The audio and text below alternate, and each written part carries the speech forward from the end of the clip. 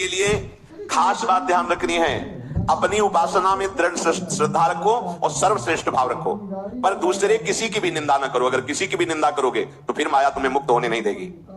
मन को, वाणी को, शरीर को संयम में रखो, अर्थात भगवत भजन, भगवत वार्ता और मौन। मन का संकल्प विकल्प रहित होना, विषयों का चिंतन न करना, प्रभु के रूप का, नाम का, धाम का, लीलाओं का चिंतन करना। शरीर का शास्त्र संयम से वर्ताव करना। अब माया मुक्त होते चले जाओगे। इनमें किसी में भी त्रुटि ना हो, सावधानी रखो। अपनी इंद्रियों को सावधान रखो, किसी के दोष न देखने पावे। कोई गलत चेष्टा देखेंगे तो ये भी गलत करने के लिए तैयार हो जाएंगे। हे राजन, श्रवणम कीर्तनम ध्यानम हरेरद्भुत कर्मणः जन्म कर्म गुणानां च तदर्थे अखिल चेष्टितां। श्री भगवान के बड़े अवतार हुए हैं, बड़ी अद्भुत अद्भुत लीलाएं हैं। प्रभु का प्रकट होना, लीला करना, दिव्य गुणों का वर्णन। यदि आप इनको गाएंगे, लीलाओं को, और श्रवण करेंगे तो मोह की बात क्या, महामोह का भंजन हो जाएगा।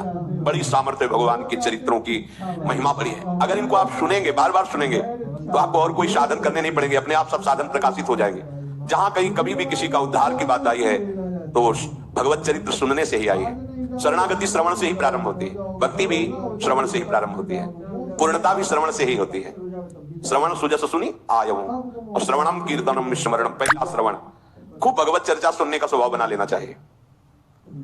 पर देखा जाता है कि 20 वर्ष भगवत चर्चा सुनने पर रंग नहीं आता, क्योंकि ये तो बना लिया स्वभाव कि जहां भी कथा हो रही सुन रहे और बाद में निकले तो बख्शते वो किसी को नहीं, सबकी निंदा करते हैं। बस किसी एक की प्रशंसा, एक की निंदा, तुम्हारा सारा का सारा सत्संग बेकार हो गया। अगर सत्संग को सुरक्षित रखना है तो ना किसी की स्तुति, ना किसी की निंदा, जो सुना है उसको अपने जीवन में मनन करते हुए उतारे।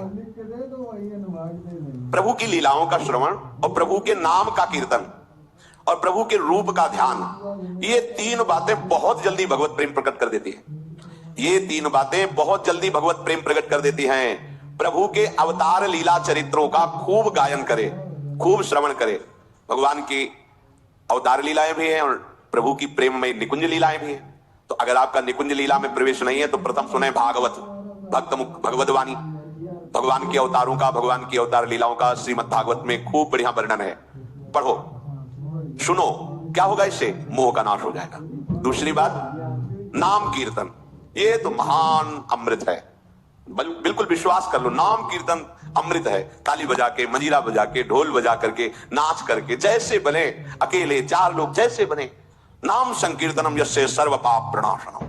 देखो, भगवत चर्चा ने महामोह का नाश कर दिया और भगवान नाम कीर्तन ने सब पापों का नाश कर दिया। नाम संकीर्तनम यस्य सर्व पाप, सर्व पीछे बीच में जो भी जमा संचित सबको भस्म करने की सामर्थ्य नाम कीर्तन। ये जो राधा राधा बोलते हैं, बहुत अमृत है, बहुत अमृत।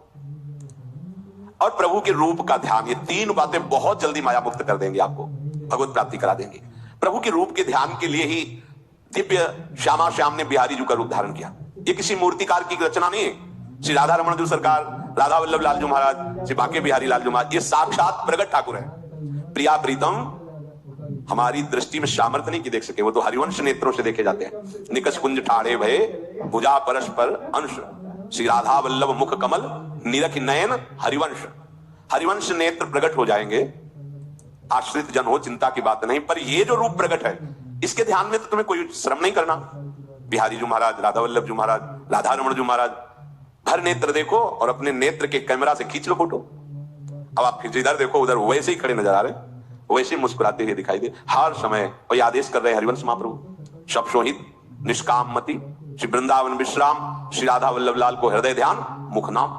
राधा वल्लभ लाल का ध्यान करो और राधा वल्लभ श्री हरिवंश बोलो तो तुम्हारी मति निष्काम हो जाएगी, तुम्हें अखंड वृंदावन वास मिल जाएगा। प्यारी जी तुम्हें प्यारे लगने लगेंगे।